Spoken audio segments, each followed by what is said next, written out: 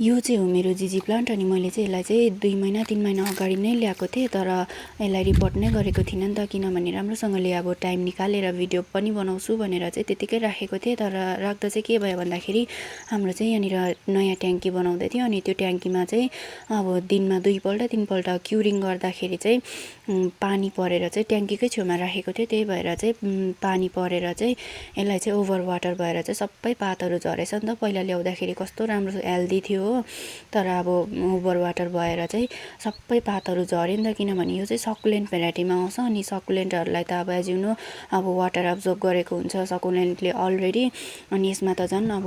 15 दिनमा एकपल्ट पानी हाले पनि हुन्छ त्यस्तो अब राम्रोसँगले वाटर एब्जर्ब गर्छ नि त यसले चाहिँ